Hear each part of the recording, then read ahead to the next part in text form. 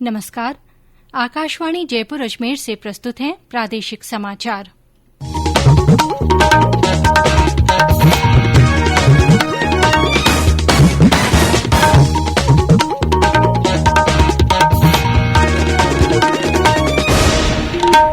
मुख्य समाचार। देश में कोविड से स्वस्थ होने की दर बेहतर होकर 93.67% हुई। प्रदेश में कोविड रिकवरी रेट 96.8%। कोविड टीकाकरण अभियान के अंतर्गत देश ने 23 करोड़ से अधिक वैक्सीन डोज देने की उपलब्धि हासिल की। प्रदेश में स्कूल कल से खुलेंगे, शिक्षक आकर करवाएंगे ऑनलाइन पढ़ाई। राज्य सरकार ने इंदिरा गांधी नहर से पानी चोरी रोकने के लिए थाने खोलने की शुरुआत की। और प्रदेश में कुछ स्थानों पर हुई हल्की बारिश, कई जगह से तेज गर्मी के साथ धूल भरी आंधी के समाचार।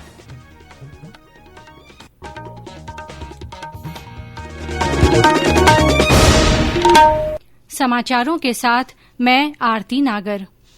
देश में कोविड के असर को ध्यान में रखते हुए सभी श्रोताओं से अपील है कि किसी भी तरह की कोताही न बरतें। सभी लोग एहतियाती उपायों का पालन करें और टीका लगवाने के पात्र लोग बेहिचक टीका लगवाएं। जिन लोगों ने टीके की पहली डोज ले ली है, वे निर्धारित समय पर दूसरी डोज लगवाएं।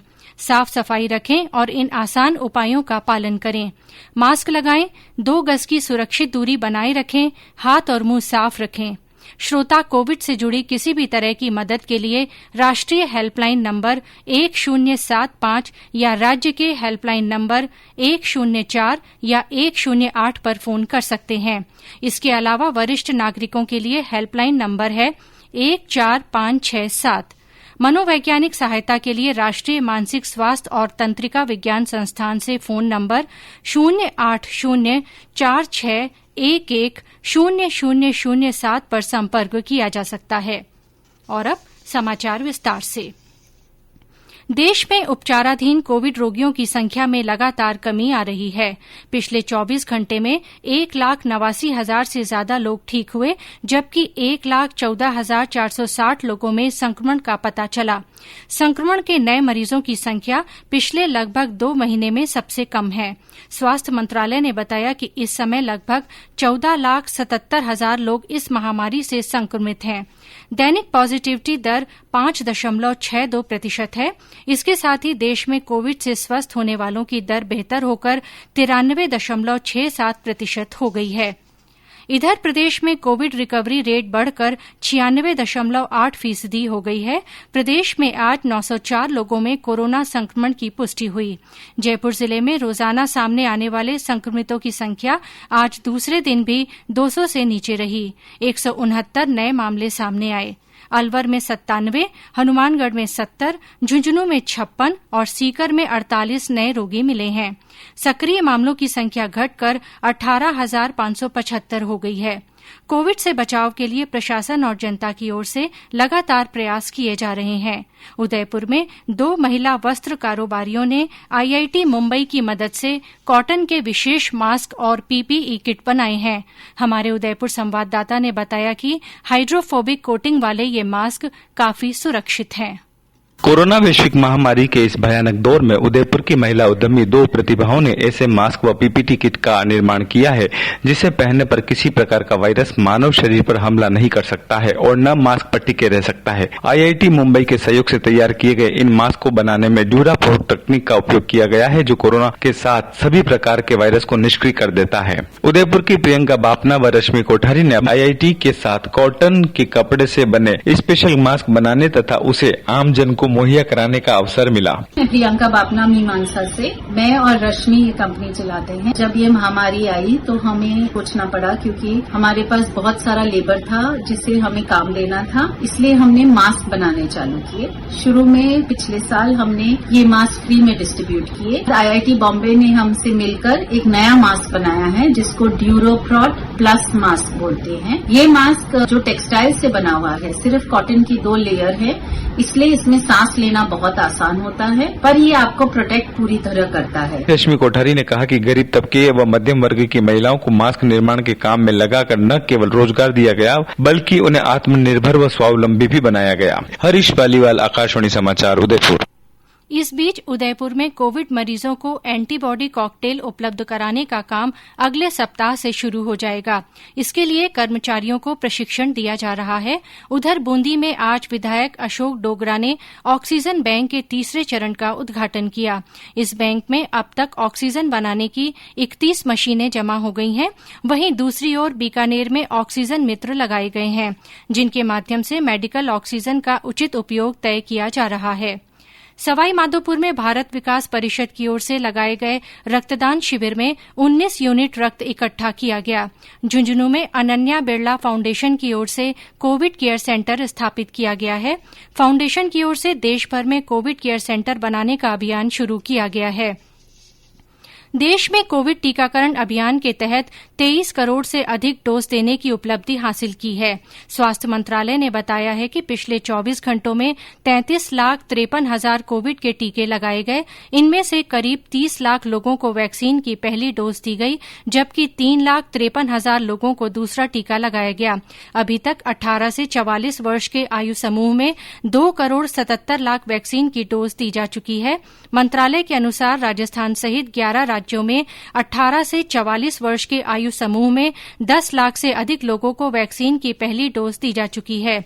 देश में अभी तक 18 करोड़ 50 लाख व्यक्तियों को वैक्सीन की पहली डोज मिली है, जबकि 4 करोड़ 60 लाख से अधिक व्यक्ति दोनों डोज ले चुके हैं। इस बीच सरकार ने राज्यों और केंद्र शासित प्रदेशों को निःशुल्क श्रेणी और प्रत्यक्ष राज्य खरीद श्रेणी के माध्यम से अब तक 24 करोड़ से ज्यादा टीके उपलब्ध कराए हैं।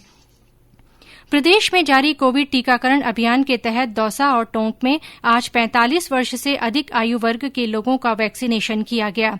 सवाई माधोपुर जिले के ग्रामीण क्षेत्रों में आगामी 2 दिनों में 45 वर्ष से अधिक आयु वर्ग के लोगों के लिए सघन कोविड टीकाकरण अभियान शुरू किया जाएगा, जिसके तहत कल 31 गांवों में और 8 जून को 36 गांवों में टीकाकरण किया जाएगा। रेलवे ने राजस्थान सहित 15 राज्यों को 26,281 टन तरल मेडिकल ऑक्सीजन की आपूर्ति का रिकॉर्ड बनाया है। रेल मंत्रालय ने बताया कि 376 ऑक्सीजन एक्सप्रेस अपनी यात्राएं पूरी कर चुकी हैं। ऑक्सीजन एक्सप्रेस की यात्रा 24 अप्रैल को शुरू हुई थी। राज्य में 2.5 एकड़ से कम जमीन वाले जरूरतमंद किसानों के लिए कृषि विभाग की ओर से ट्रैक्टर और कृषि यंत्रों की सुविधा निःशुल्क उपलब्ध कराई जा रही है। कृषि मंत्री लालचंद कटारिया ने बताया कि कोरोना महामारी के चुनौतीपूर्ण समय को देखते हुए फ्री रेंटल स्कीम के तहत छोटी जोत वाले किसानों को 31 जुलाई तक ये सुविधा मुहैया कराई जाएगी। कोरोना महामारी के दौरान कला के विभिन्न क्षेत्रों से जुड़े लोग कोरोना के प्रति जन जागरूकता बढ़ाने का काम कर रहे हैं। इसी कड़ी में अलवर के एक युवा गीतों के जरिए लोगों को जागरूक कर रहे हैं। मैं मोहन यदवंशी एक दिन में मैं 2 चौराहे पर जाकर के पुलिस कर्मियों को सहकर्मियों को हौसला अफजाई करता हूं और लोकगीत के जरिए संदेश देता हूं। जैसा कि आज का हमारा था, गाइडलाइन का पालन कर ले, बात समझिए जाना, नहीं तो फिर पछताना, नहीं तो फिर पछताना, लापरवाही छोड़ दे, कहना अब ये मान ले। ये लोकगीत के जरिए आज हमने संदेश दिया है। और जैसा कि आप सुनते हैं देखते हैं कि संगीत एक औषधि की तरह है, उनमें एक नया ऊर्जा एक संचार भर देती है और उनका कहना ये है कि हमारा पूरा दिन फिर मस्ती से बीतता है। हमारे अन्य श्रोता भी कोरोना जन जागरूकता आंदोलन से जुड़ सकते हैं। जो लोग कोविड टीका लगवा चुके हैं वे भी अपना संदेश भेज सकते हैं। इसके अलावा मास्क पहनने, व्यक्तिगत स्वच्छता और साफ सफाई पर जोर देने वाले संदेश भी रिकॉर्ड कर या टाइप कर हमारे व्हाट्सएप नंबर 9414052368 पर भेजे जा सकते हैं।